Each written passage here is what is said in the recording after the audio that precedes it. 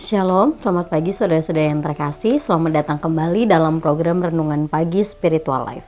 Perenungan kita pagi ini masih melanjutkan perikop yang kemarin, yaitu tentang perubahan dalam rencana Paulus. Terdapat di 2 Korintus pasal 2 ayat 1 sampai 4. Demikian firman Tuhan. Aku telah mengambil keputusan di dalam hatiku bahwa aku tidak akan datang lagi kepadamu dalam duka cita. Sebab jika aku mendukakan hatimu, siapa lagi yang dapat membuat aku menjadi gembira selain Dia yang bersuka cita karena aku? Dan justru itulah maksud suratku ini, yaitu supaya jika aku datang, jangan aku berduka cita oleh mereka yang harus membuat aku menjadi gembira. Sebab aku yakin tentang kamu semua bahwa sukacitaku adalah sukacitamu.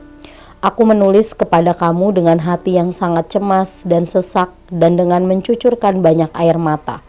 Bukan supaya kamu bersedih hati, tetapi supaya kamu tahu betapa besarnya kasihku kepada kamu semua.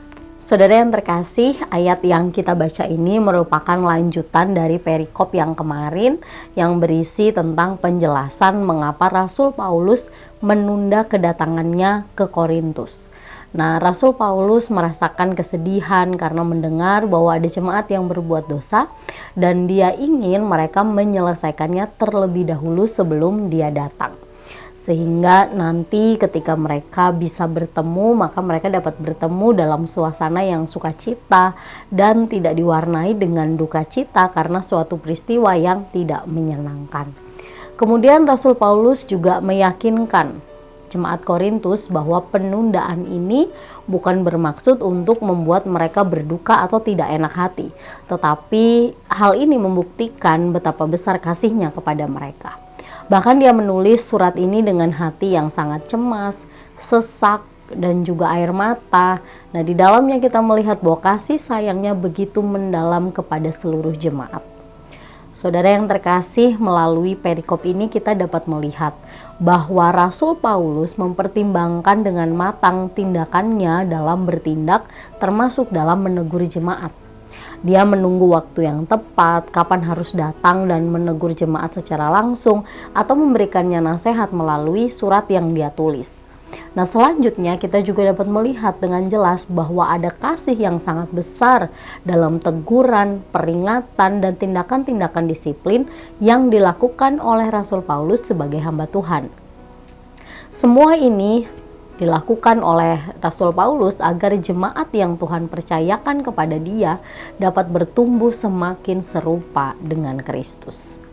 Saudara yang terkasih, tindakan yang dilakukan oleh Rasul Paulus dalam membina jemaat ini merupakan teladan yang sangat baik bagi kita saat menghadapi orang yang melakukan kesalahan. Karena terkadang ada orang-orang yang mudah untuk menegur kesalahan orang lain tanpa peduli bagaimana perasaan orang yang ditegur.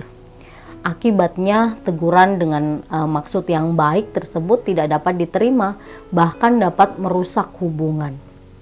Sebaliknya, mungkin ada juga orang yang sungkan atau tidak enak hati untuk menegur orang lain.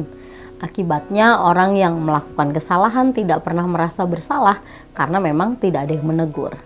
Nah, di sini Rasul Paulus memberikan contoh bahwa teguran itu tetap harus disampaikan dengan tujuan untuk saling membangun.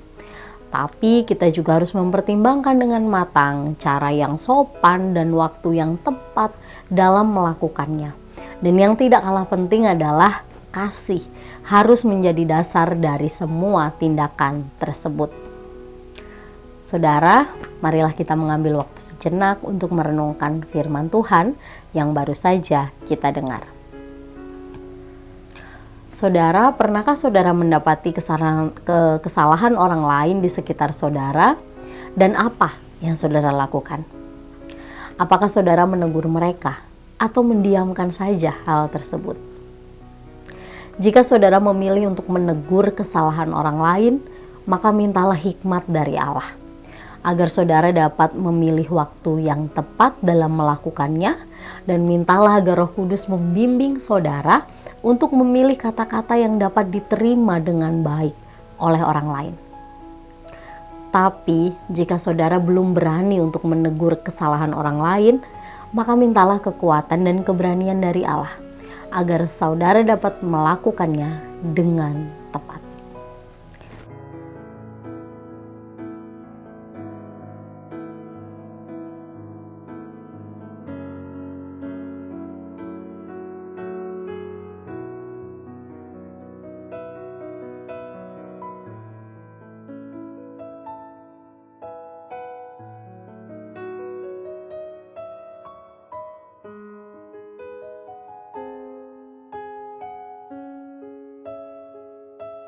Demikian renungan kita pagi ini. Mari kita berdoa.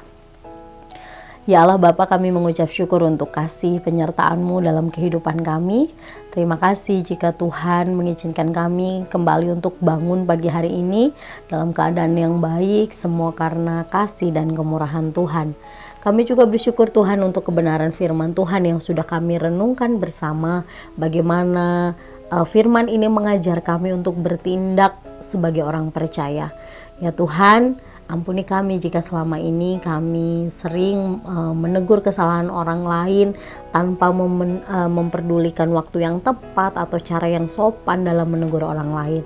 Ya Tuhan, kiranya Tuhan memberikan hikmat kepada kami, membimbing kami supaya kami ketika kami diizinkan untuk menegur orang lain, kami dapat melakukannya dengan tepat sesuai dengan firman Tuhan.